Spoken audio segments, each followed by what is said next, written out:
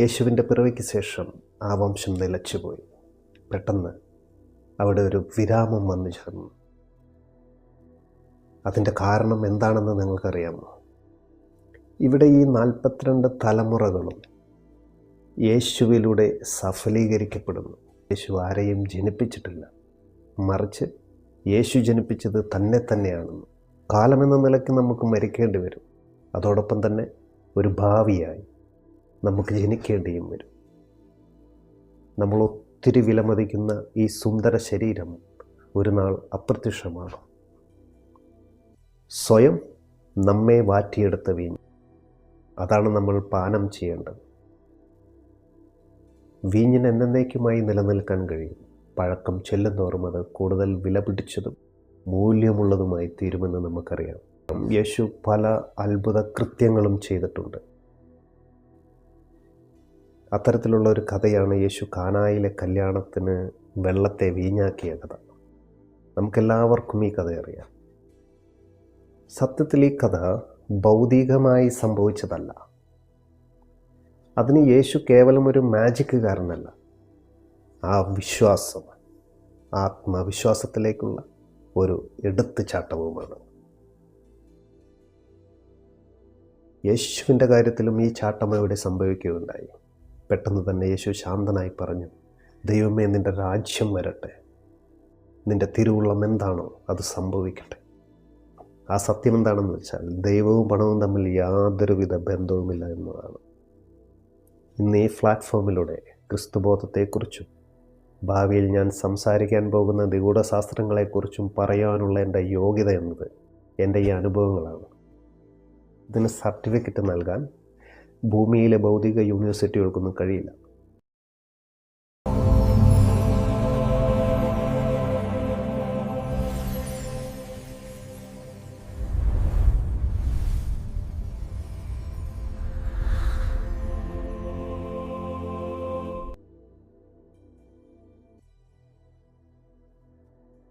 നമസ്കാരം. പ്രകാശം ഇരുട്ടിൽ തെളിഞ്ഞിരിക്കുന്നു, എന്നാൽ ഇരുട്ടതിനെ ഗ്രഹിച്ചില്ല. ഇന്നാണ് നിങ്ങൾക്ക് ആ ബോധത്തെ ഉൾക്കൊള്ളുവാനും സ്വീകരിക്കുവാനുമുള്ള സമയം. ക്രിസ്തുബോധത്തിലേക്ക് നിങ്ങൾക്കേവർക്കും സ്വാഗതം. അബ്രഹാമിൻ്റെ പുത്രനായ ദാവീദിൻ്റെ പുത്രനായ യേശു ക്രിസ്തുവിൻ്റെ വംശാവലിയിൽ നിന്നും ആരംഭിക്കാം നമുക്കെന്ന്, അല്ലേ? ഓക്കെ, അത് ഇപ്രകാരമാണ്. അബ്രഹാം ഇസഹാക്കിനെയും, ഇസഹാക്ക് യാക്കോബിനെയും, യാക്കോബ് യഹൂദയെയും, യഹൂദ പരേസിനെയും, പരേസ് ഹൈഡ്രോനെയും, ഹൈഡ്രോൻ ആരാമിനെയും, അതങ്ങനെ നീണ്ട് യാക്കോബ് മേരിയുടെ ഭർത്താവായ ജോസഫിന് ജന്മം നൽകി. ഇവരിൽ നിന്നാണ് യേശു ക്രിസ്തു ഭൂജാതനായത്. ഇത് നമുക്കേവർക്കും ഒരുപക്ഷെ അറിയാമായിരിക്കും. പക്ഷേ ഈ വംശാവലി പിന്നീട് പെട്ടെന്ന് അവസാനിക്കുകയാണ് ഉണ്ടായത്. അബ്രഹാം മുതൽ യേശു വരെ 42 തലമുറകൾ കടന്നുപോയിട്ടുണ്ട്. സുവിശേഷ പുസ്തകം ഇത് രേഖപ്പെടുത്തിയിട്ടുണ്ട്. യേശുവിൻ്റെ പിറവിക്ക് ശേഷം ആ വംശം നിലച്ചുപോയി. പെട്ടെന്ന് അവിടെ ഒരു വിരാമം വന്നു ചേർന്നു. അതിൻ്റെ കാരണം എന്താണെന്ന് നിങ്ങൾക്കറിയാമോ? അതിൻ്റെ കാരണം യേശു ആ സാക്ഷാത്കാരമാണ്. അതിനപ്പുറത്തേക്ക് യാതൊന്നുമില്ല. യേശു സമ്പൂർത്തിയാണ്.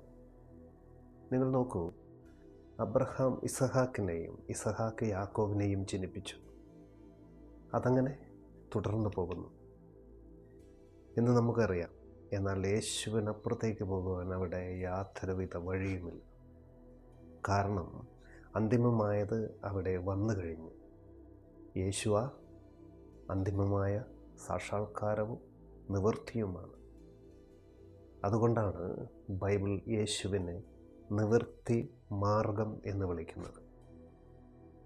ഇവിടെ ഈ 42 തലമുറകളും യേശുവിലൂടെ സഫലീകരിക്കപ്പെടുന്നു.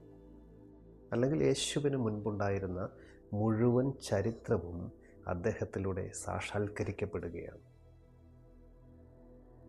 ഈ 42 തലമുറകളുടെയും അന്തിമ പരിണാമം എന്നത് യേശുവാണ്. അതുകൊണ്ടാണ് സുവിശേഷ പുസ്തകം പറയുന്നത് യേശു ആരെയും ജനിപ്പിച്ചിട്ടില്ല, മറിച്ച് യേശു ജനിപ്പിച്ചത് തന്നെ തന്നെയാണെന്ന്. ക്രിസ്തു എന്ന വാക്കിൻ്റെ മറ്റൊരർത്ഥം ഇതാണ്, തന്നെ തന്നെ ജനിപ്പിച്ചവൻ എന്നുള്ളത്. ഇവിടെ 2 തരത്തിലുള്ള ജന്മമുണ്ട്. ഒന്നാമത്തേത് പിതാവിൽ നിന്നും മാതാവിൽ നിന്നുമുള്ള ശാരീരിക ജനനം. മറ്റൊന്ന് നമുക്ക് തന്നെ നൽകുന്ന ജന്മം. പ്രിയമുള്ളവരെ, നമുക്ക് നമ്മളുടെ ജന്മമെടുക്കേണ്ടതുണ്ട്. അതൊരു എളുപ്പമാർഗമല്ല കേട്ടോ. നമുക്ക് ആഗ്രഹമില്ലെങ്കിൽ പോലും ഒരു നാൾ ആ ഗർഭപാത്രമായി നാം മാറേണ്ടി വരും. നമ്മൾ മാതാവും പിതാവും ശിശുവുമായി തീരേണ്ടി വരും. കാലമെന്ന നിലയ്ക്ക് നമുക്ക് മരിക്കേണ്ടി വരും. അതോടൊപ്പം തന്നെ ഒരു ഭാവിയായി നമുക്ക് ജനിക്കേണ്ടിയും വരും. അതുകൊണ്ടാണ് ഞാൻ പറഞ്ഞത് സുവിശേഷ പുസ്തകം ആരംഭിക്കുന്നത് വളരെ മനോഹരമായ ഒരു രീതിയിലാണെന്ന്. കുരിശുമരണത്തിൻ്റെയും ഉയർത്തെഴുന്നേൽപ്പിൻ്റെയും അർത്ഥം ഇതാണ്. ഇവിടെ ശരീരം ക്രൂശിക്കപ്പെട്ടു, എന്നാൽ ആത്മാവിനെ ക്രൂശിക്കുവാൻ ഒരിക്കലും ആർക്കും കഴിയുകയില്ല. ശരീരം സ്ഥൂലമായതുകൊണ്ട് ഒരു വാളിന് അതിനെ വെട്ടിമുറിക്കാൻ കഴിയും, അല്ലെങ്കിൽ അല്പം വിഷത്തിന് ആ ശരീരത്തിനെ കൊല്ലുവാൻ കഴിയും. ഇനി അതല്ല, ഒന്നിനും ആ ശരീരത്തിനെ കൊല്ലുവാൻ കഴിഞ്ഞില്ലെങ്കിൽ മരണം എന്ന അതിഥി അവിടെ വന്നു ചേരുകയും ചെയ്യും. അതിനെ പിടിച്ചു കെട്ടുവാനാകില്ല. നമ്മൾ ഒത്തിരി വിലമതിക്കുന്ന ഈ സുന്ദര ശരീരം ഒരു നാൾ അപ്രത്യക്ഷമാകും. ഈ ശരീരം നമുക്ക് താൽക്കാലികമാണ്, അല്ലേ? എന്നാൽ ബോധവാന്മാരായവർ അല്ലെങ്കിൽ പ്രബുദ്ധരായവർ തങ്ങളിൽ ആത്മാവിനെ സൃഷ്ടിക്കുവാൻ ഈ ശരീരം നിലനിൽക്കുന്ന സമയത്തെ വിനിയോഗിക്കുകയാണ് ചെയ്യുന്നത്. സ്നേഹമുള്ളവരെ, ഈ കാണുന്ന ശരീരമെല്ലാം തന്നെ മുന്തിരിപ്പഴം പോലെയാണ്. മുന്തിരിക്കൊരു സമയം കഴിഞ്ഞാൽ നശിക്കേണ്ടി വരും, അല്ലേ? ഇന്ന് നമുക്ക് ഭൂമിയിൽ ലഭ്യമായ സൗകര്യങ്ങൾ ഉപയോഗിച്ച് എത്ര സൂക്ഷിച്ചു വെച്ചാലും ആ മുന്തിരിക്ക് ഒരു സമയത്ത് നശിക്കേണ്ടതായിട്ട് വരും. എന്നാൽ നമുക്ക് ആ മുന്തിരിപ്പഴങ്ങളിൽ നിന്നും വീഞ്ഞിനെ സൃഷ്ടിച്ചെടുക്കുവാൻ കഴിയും. അതുകൊണ്ടാണ് നമ്മൾ ആത്മാവിനെ സ്പിരിറ്റ് എനർജി എന്ന് കൂടി വിളിക്കുന്നത്. നിങ്ങൾ തെറ്റിദ്ധരിക്കരുത്, നമ്മൾ കുടിക്കുന്ന സ്പിരിറ്റ് അല്ല കേട്ടോ. അങ്ങനെ ധരിച്ചവർ ധാരാളമാണ്. ക്രിസ്തു പറഞ്ഞ വീഞ്ഞ് നമ്മൾ കുടിക്കുന്ന വീഞ്ഞല്ല. ശരി, നമുക്ക് നമ്മുടെ അസ്തിത്വത്തിൽ ആത്മാവിനെ അല്ലെങ്കിൽ വീഞ്ഞിനെ സൃഷ്ടിക്കാൻ കഴിയണം. അതാണ് ക്രിസ്തു പറഞ്ഞ വീഞ്ഞ്. സ്വയം നമ്മെ വാറ്റിയെടുത്ത വീഞ്ഞ്, അതാണ് നമ്മൾ പാനം ചെയ്യേണ്ടത്. വീഞ്ഞിന് എന്നേക്കുമായി നിലനിൽക്കാൻ കഴിയും. പഴക്കം ചെല്ലുന്തോറും അത് കൂടുതൽ വില പിടിച്ചതും മൂല്യമുള്ളതുമായി തീരുമെന്ന് നമുക്കറിയാം. ഇതിന് ഇഹലോകത്തിൻ്റേതല്ലാത്തൊരു ആയുർദൈർഘ്യം കൂടിയുണ്ട്. നമുക്കറിയാം, യേശു പല അത്ഭുത കൃത്യങ്ങളും ചെയ്തിട്ടുണ്ട്. അത്തരത്തിലുള്ള ഒരു കഥയാണ് യേശു കാനായിലെ കല്യാണത്തിന് വെള്ളത്തെ വീഞ്ഞാക്കിയ കഥ. നമുക്കെല്ലാവർക്കും ഈ കഥ അറിയാം. സത്യത്തിൽ ഈ കഥ ഭൗതികമായി സംഭവിച്ചതല്ല. അതിന് യേശു കേവലം ഒരു മാജിക്കുകാരനല്ല, മറിച്ച് ഈ കഥ ഒരു പ്രതീകാത്മകമാണ്, ഒരു പ്രതീകമാണ്. ദയവായി നിങ്ങൾ ഇതിനെ വ്യാഖ്യാർത്ഥത്തിൽ എടുക്കരുതേ, ഒരു അപേക്ഷയാണ്. അങ്ങനെ എടുക്കുന്നുവെങ്കിൽ അവയുടെ ശരിയായ അർത്ഥത്തെയും ഉദ്ദേശത്തെയുമാണ് നമ്മൾ നശിപ്പിക്കുന്നത്. കൂടാതെ ഈ കഥ ചരിത്രപരമായ വസ്തുതകളാണെന്ന് സ്ഥാപിക്കാൻ നിങ്ങൾ തുടങ്ങുകയാണെങ്കിൽ നമ്മളൊരു വിഡ്ഢിയായി മാറും. അതുവഴി യേശുവിനെയും നമ്മൾ ഒരു വിഡ്ഢിയാക്കുകയാണ് ചെയ്യുന്നത്. സത്യത്തിൽ യേശു പറഞ്ഞ എല്ലാ ഉപമകളും ആന്തരിക ലോകത്തിലെ രൂപകങ്ങൾ മാത്രമാണ്.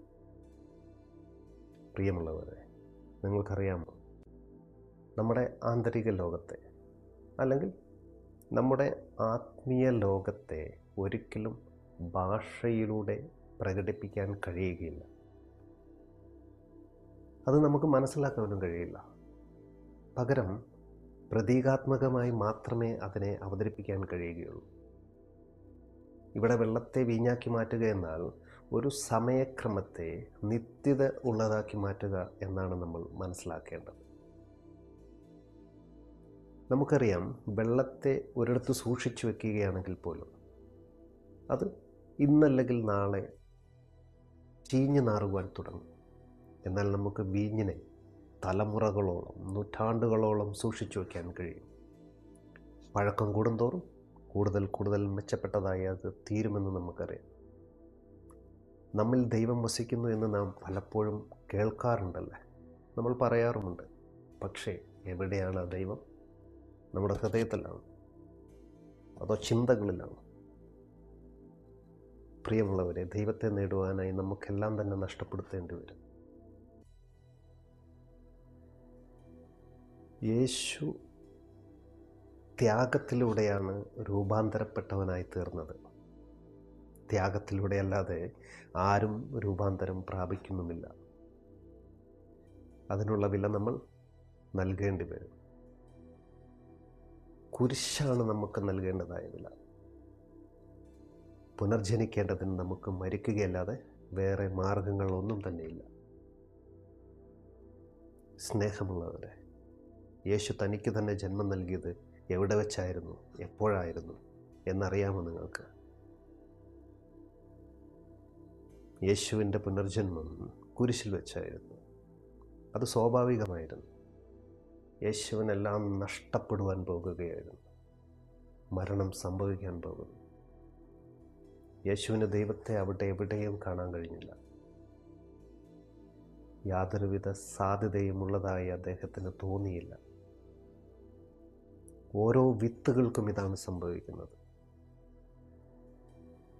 നമ്മളൊരു വിത്തിനെ മണ്ണിലേക്കിടുമ്പോൾ ആ വിത്തിന് തന്നെ നഷ്ടപ്പെടുത്തേണ്ടതായ ഒരു നിമിഷം അല്ലെങ്കിൽ ഒരു സാഹചര്യം അവിടെ വന്നു ചേരും.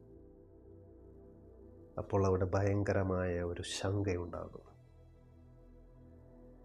ഇത്തരത്തിലുള്ള ഒരു ശങ്ക തന്നെയാണ് കുരിശിൽ വെച്ച് യേശുവിനെയും പിടികൂടിയത്. ശരിക്കും ഒരു വിത്ത് മണ്ണിൽ വീഴുമ്പോൾ ആ നിമിഷം അത് ഭൂതകാലത്തെ അള്ളിപ്പിടിക്കും. അത് അതിജീവിക്കുവാൻ ആഗ്രഹിക്കും. ശരിയല്ലേ? നമ്മൾ ഓരോരുത്തരും മരിക്കുവാൻ ആഗ്രഹിക്കുന്നില്ല. നമ്മളും നമ്മുടെ ഭൂതകാലത്തെ അള്ളിപ്പിടിച്ചിരിക്കുകയാണ്. മക്കളോട്, ഇണയോട്, ഈ ലോകത്തിലെ സുഖസൗകര്യങ്ങളോട്, ഭൗതിക സമ്പത്തിനോട്. പക്ഷേ ഒരിക്കൽ നമ്മൾ പൊട്ടിത്തെറിച്ചിരിക്കും. അത് സംഭവിച്ചേ തീരും. ഇത് മരണമല്ല, മറിച്ച് പുനർജന്മമാണെന്ന് സങ്കല്പിക്കാൻ പോലും വിത്തിനാകില്ല.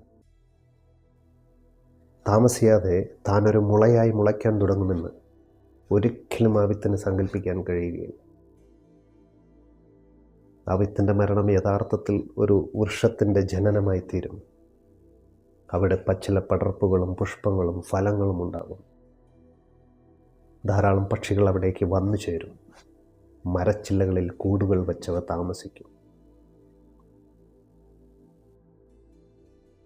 ധാരാളം ആളുകൾ ആ മരത്തിൻ്റെ തണലിൽ വന്നിരുന്ന് വിശ്രമിക്കാൻ തുടങ്ങും. മരം മേഘങ്ങളുമായും നക്ഷത്രങ്ങളുമായി സല്ലപിക്കും. ആകാശത്തോടൊപ്പം അത് ഉല്ലസിക്കാൻ തുടങ്ങും.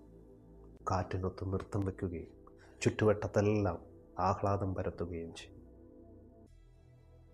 എന്നാൽ മറ്റൊന്നായി തീരാൻ കഴിയാത്ത പാവം വിത്തിന് എങ്ങനെയാണ് ഇതെല്ലാം അറിയുവാൻ കഴിയുക?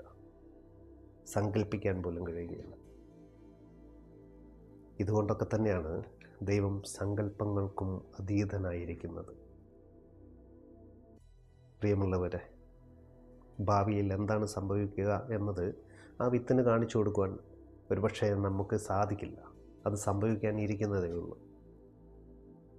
അത് സംഭവിക്കുമ്പോഴേക്കും ആ വിത്ത് അപ്രത്യക്ഷമായിട്ടുണ്ടാകും. ആ വിത്തിനൊരിക്കലും ആ വൃക്ഷത്തെ കണ്ടുമുട്ടാൻ കഴിയുകയില്ല. മനുഷ്യരായ നമുക്കൊരിക്കലും ദൈവത്തെ കണ്ടുമുട്ടാനാകില്ല. നമ്മിൽ നിന്ന് മനുഷ്യൻ അപ്രത്യക്ഷനാകുമ്പോൾ ആ നിമിഷം അവിടെ ദൈവം അവതരിക്കും. ഒരു നിമിഷ നേരത്തേക്കാണ് യേശു കുരിശിൽ ശങ്കിച്ചു നിന്നത്.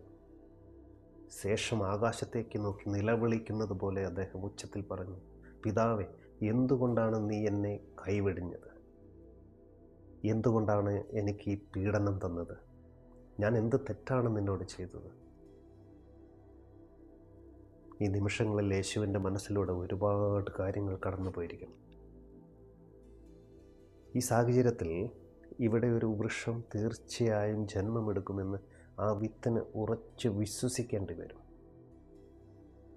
ഇത് സങ്കല്പിക്കാൻ വിത്തിനെ സംബന്ധിച്ചിടത്തോളം അസാധ്യവുമാണ്. എല്ലാവിധ ആശങ്കകളും ഭയവും ദുഃഖവും പരിഭ്രമവും അവിടെ ഉണ്ടെങ്കിലും ആ വൃക്ഷമെന്ന യാഥാർത്ഥ്യം അവിടെ സംഭവിക്കുമെന്ന് ഉറച്ചു വിശ്വസിക്കേണ്ടി വരും. ആ വിശ്വാസം ആത്മവിശ്വാസത്തിലേക്കുള്ള ഒരു എടുത്തുചാട്ടവുമാണ്. യേശുവിൻ്റെ കാര്യത്തിലും ഈ ചാട്ടം അവിടെ സംഭവിക്കുകയുണ്ടായി. പെട്ടെന്ന് തന്നെ യേശു ശാന്തനായി പറഞ്ഞു, ദൈവമേ, നിൻ്റെ രാജ്യം വരട്ടെ, നിൻ്റെ തിരുവുള്ളം എന്താണോ അത് സംഭവിക്കട്ടെ. നമുക്കെല്ലാവർക്കും ഈ നിമിഷം വരും.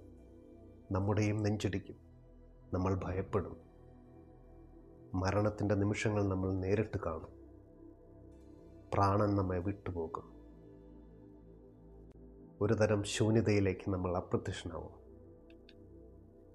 ഇതിനെ അതിജീവിക്കാൻ നമുക്കവിടെ വേറെ ഒരു വഴിയും ഉണ്ടാകില്ല. അപ്പോൾ നമുക്ക് പൂർണ്ണമായും കീഴടങ്ങേണ്ടി വരും. നമ്മെ തന്നെ പൂർണ്ണമായും സമർപ്പിക്കേണ്ടി വരും. ഈ സമർപ്പണം രണ്ട് രീതിയിൽ നമുക്ക് ചെയ്യുവാൻ കഴിയും. ഒന്ന്, മനസ്സില്ലാ മനസ്സോടെ. ഇങ്ങനെയെങ്കിൽ നമുക്കതിൻ്റെ യഥാർത്ഥ ആശ അല്ലെങ്കിൽ അതിൻ്റെ സ്വാദ് നഷ്ടമാകും. നമ്മൾ സാധാരണ മട്ടിൽ മരിക്കുകയും മറ്റൊരു ജന്മം എടുക്കേണ്ടിയും വരും. എന്നാൽ പൂർണ്ണമായ സ്വീകാര്യതയോടെ, വിശ്വാസത്തോടെ, വിശ്രാന്തിയിലാകുവാൻ നമുക്ക് കഴിയുമെങ്കിൽ, യാതൊരുവിധ പ്രതിരോധവുമില്ലാതെ നമ്മെ സമർപ്പിക്കാൻ കഴിയുമെങ്കിൽ, അത് വളരെ മനോഹരമായിരിക്കും. യേശു ചെയ്തതും ഇതായിരുന്നു. അദ്ദേഹത്തിൻ്റെ ഏറ്റവും വലിയ അത്ഭുത പ്രവൃത്തികൾ എന്നത് ഇതാണ്.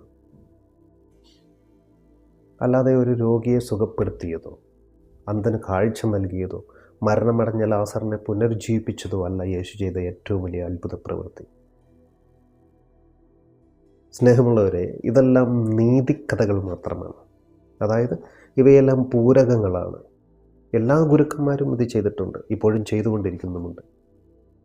അത് ശാരീരികമായ വൈകല്യങ്ങളെ സൗഖ്യപ്പെടുത്തിയെന്ന് കരുതരുത്. ഇവയെല്ലാം തന്നെ നമുക്ക് സാവകാശം മനസ്സിലാക്കാം.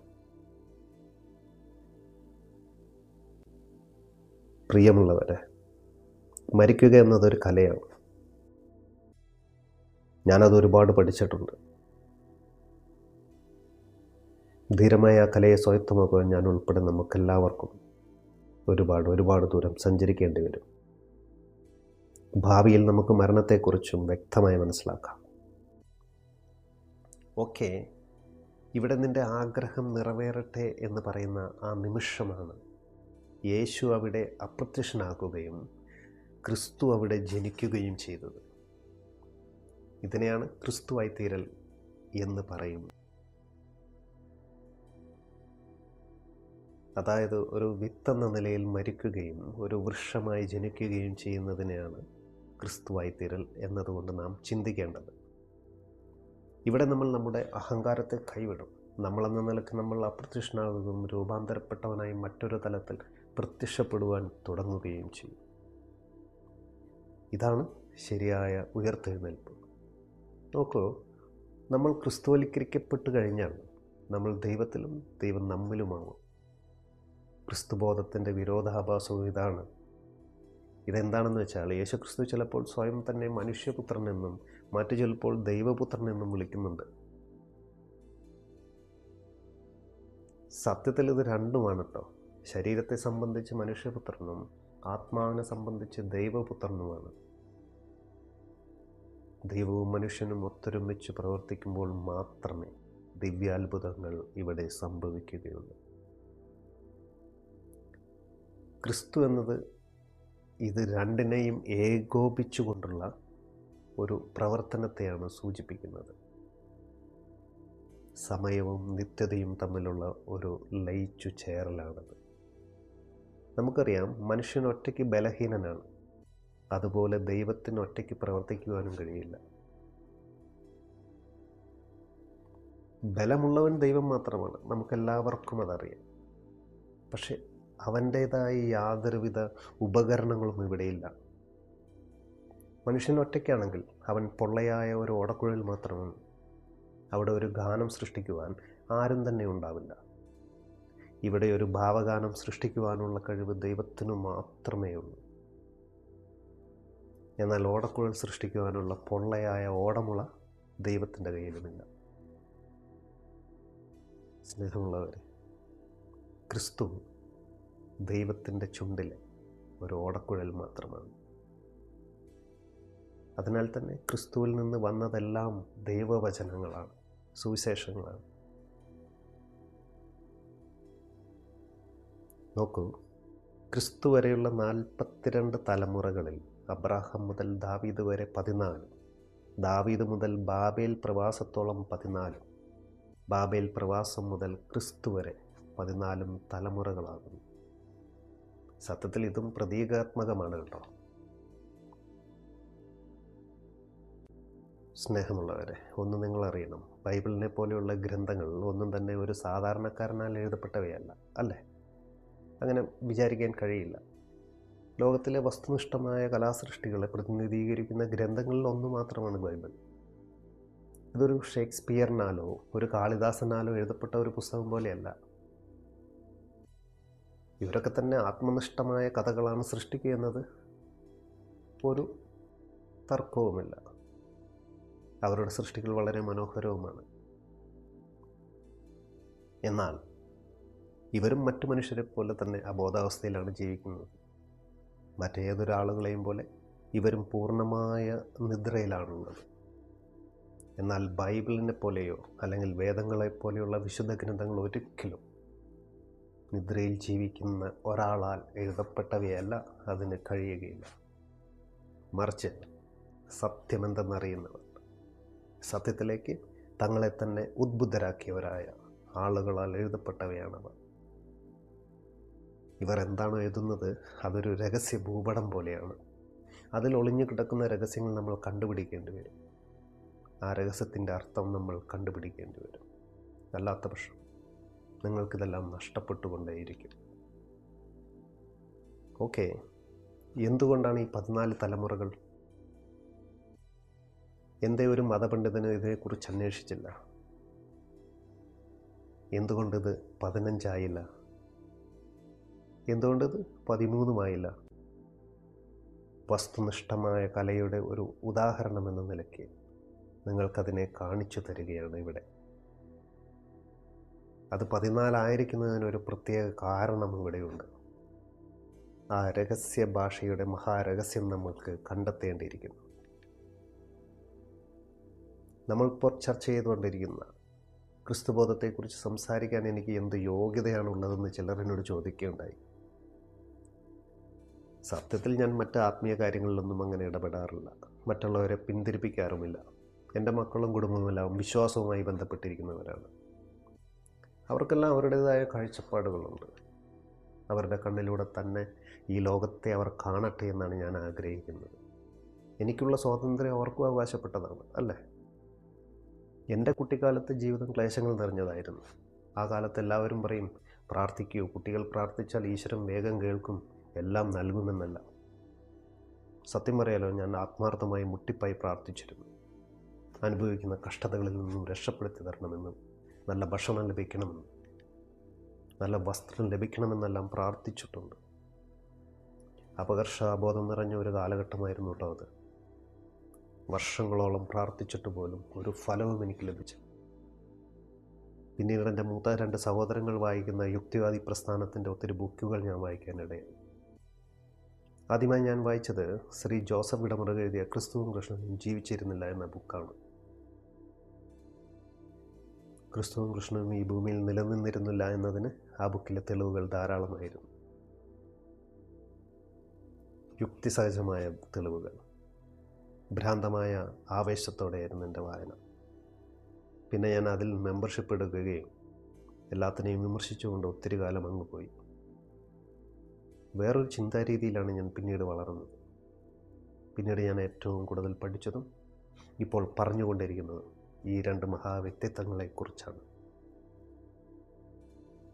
യേശുവിൻ്റെ 33 വർഷ ജീവിതത്തിൽ അദ്ദേഹം എടുത്ത ഓരോ ശ്വാസങ്ങളിൽ പോലും ഒരുപാട് രഹസ്യങ്ങളുണ്ടെന്ന് ഞാൻ അറിഞ്ഞു. അതിനെ അറിയുവാനുള്ള യാത്ര എത്തി നിൽക്കുന്നത് ഇപ്പോൾ ഇവിടെയാണ്. അങ്ങനെ ജീവിതം മുന്നോട്ട് പോകുന്ന സാഹചര്യത്തിലാണ് ഞാൻ ചില ആത്മീയ പാഠപദ്ധതികൾ അറിയാനും പഠിക്കാനും ഇടയായത്. ഒരു കൗതുകത്തിന് വേണ്ടിയിട്ടോ അല്ലെങ്കിൽ മറ്റുള്ളവരുടെ മുമ്പിൽ ഒരു സ്പെഷ്യലായ ഒരു വ്യക്തിയാകുവാൻ വേണ്ടിയായിരുന്നു എൻ്റെ ഈ പഠനമെല്ലാം. ഞാൻ ആദ്യമായി പ്രാണി ഹീലിംഗ് എന്നൊരു സിസ്റ്റത്തിലാണ് എത്തിപ്പെട്ടത്. വളരെ മനോഹരമായൊരു സിസ്റ്റം. ആ സിസ്റ്റം ഉപയോഗിച്ച് ഒത്തിരി പേരെ ചികിത്സിക്കാം. പക്ഷേ എൻ്റെ ലക്ഷ്യം മറ്റുള്ളവരിൽ നിന്നും വ്യത്യസ്തനായ ഒരു സ്പെഷ്യൽ ക്യാരക്ടർ ആകുക എന്നതായിരുന്നു. മനസ്സിൽ അത് മാത്രമേ ഉണ്ടായിരുന്നുള്ളൂ. ഇന്ദ്രിയാതീതമായ കഴിവുകൾ ലഭിക്കാൻ വേണ്ടി ഒത്തിരി നേരം ഞാൻ പരിശീലിക്കുമായിരുന്നു. എല്ലാ കോഴ്സുകളും ഞാൻ പഠിച്ചെടുത്തു. നിങ്ങൾക്കൊരു പക്ഷേ അറിയുമായിരിക്കും, പ്രാണി ഹീലിംഗ് എന്നത് മറ്റുള്ളവരെ ചികിത്സിക്കുവാനും സ്വയം ചികിത്സിക്കുവാനും ഉപയോഗിക്കുന്ന ഒരു ഊർജ്ജ ചികിത്സാ രീതിയാണ്. പക്ഷേ ആത്മീയ പാഠപദ്ധതികൾ ഉൾക്കൊള്ളുന്ന വളരെ മഹത്തായ അർഹാട്ടിക് യോഗ എന്നൊരു ഉയർന്ന പാഠ്യപദ്ധതി കൂടിയുണ്ട് പ്രാണി ഹീലിംഗിൽ. ഞാനതിൻ്റെ ഉയർന്ന പരിശീലനങ്ങൾ നേടുകയും ദിവസത്തിൽ 7-8 മണിക്കൂർ നേരം പരിശീലിക്കുകയും ചെയ്തിട്ടുണ്ട്. ഈ പരിശീലനങ്ങളാണ് എന്നെ ഞാനാക്കിയത്. പക്ഷേ ഇതെല്ലാം പരിശീലിക്കുക വഴി എൻ്റെ ജീവിതത്തിൽ നിന്ന് എനിക്ക് പലതും നഷ്ടപ്പെട്ടു. ഒത്തിരി പോരായ്മകളുള്ള ആളാണ് ഞാൻ ഏറെ ഇഷ്ടപ്പെട്ടിരുന്ന എൻ്റെ ചില ദുസ്വഭാവങ്ങളാണ് എന്നിൽ നിന്നും ഈ പരിശീലനം വഴി നഷ്ടപ്പെട്ടു പോയത്. ആ നഷ്ടങ്ങളിൽ മറ്റുള്ളവരുടെ മുമ്പിൽ വ്യത്യസ്തനാകണമെന്നുള്ള ഒരു കാഴ്ചപ്പാട് കൂടി എന്നിൽ നിന്നും പൂർണ്ണമായി നഷ്ടപ്പെട്ടു. ഭൗതികമായി ഞാൻ ഒന്നും നേടിയിട്ടില്ല. ആത്മീയമായി നേടിയെന്നുള്ളൊരു അഹങ്കാരം എനിക്കുണ്ടായിരുന്നു. പക്ഷേ ഇപ്പോൾ തിരിച്ചറിയുന്നു, ആത്മീയമായും ഒന്നും നേടാൻ എനിക്ക് പറ്റിയിട്ടില്ലെന്ന്. ഇന്നത് ബോധ്യപ്പെടുന്നുണ്ട്. ആ യാത്രയിലാണ് കേട്ടോ ഇപ്പോഴും ഉള്ളത്. ഒരുതരം ഭ്രാന്തായിരുന്നു എനിക്ക്. ഇന്ന് ലോകത്തിൽ ലഭ്യമായിരിക്കുന്ന ഒട്ടുമിക്ക നിഗൂഢശാസ്ത്രങ്ങൾ ഞാൻ അഭ്യസിച്ചിട്ടുണ്ട്, അനുഭവിച്ചിട്ടുണ്ട്, അറിഞ്ഞിട്ടുണ്ട്. പല ഗുരുക്കന്മാരിൽ നിന്നും പല വിദ്യകളും ഞാൻ പഠിച്ചെടുത്തിട്ടുണ്ട്. അതെല്ലാം തീവ്രമായി പരിശീലിക്കുകയും ചെയ്തിട്ടുണ്ട്. സാമ്പത്തികമായി ധാരാളം ക്ലേശങ്ങൾ ഈ കാലയളവിൽ ഉണ്ടായിട്ടുണ്ട്. ഇതിൽ നിന്ന് രക്ഷ നേടാൻ പല വിദ്യകളും ഞാൻ പിന്നെയും പരിശീലിച്ചിട്ടുണ്ട്. പക്ഷേ ഈ സമയത്ത് ഞാൻ ഒരു സത്യം തിരിച്ചറിയുകയും ബോധ്യപ്പെടുകയും ചെയ്തു. ആ സത്യം എന്താണെന്ന് വെച്ചാൽ ദൈവവും പണവും തമ്മിൽ യാതൊരുവിധ ബന്ധവുമില്ല എന്നതാണ്. കുട്ടിക്കാലത്ത് എന്തുകൊണ്ട് എൻ്റെ പ്രാർത്ഥനയ്ക്ക് ഉത്തരം ലഭിച്ചില്ല എന്ന് ഞാൻ ആ നിമിഷമാണ് തിരിച്ചറിഞ്ഞത്. ഇന്ന് ഈ പ്ലാറ്റ്ഫോമിലൂടെ ക്രിസ്തുബോധത്തെക്കുറിച്ചും ഭാവിയിൽ ഞാൻ സംസാരിക്കാൻ പോകുന്ന നിഗൂഢശാസ്ത്രങ്ങളെക്കുറിച്ചും പറയാനുള്ള എൻ്റെ യോഗ്യത എന്നത് എൻ്റെ ഈ അനുഭവങ്ങളാണ്.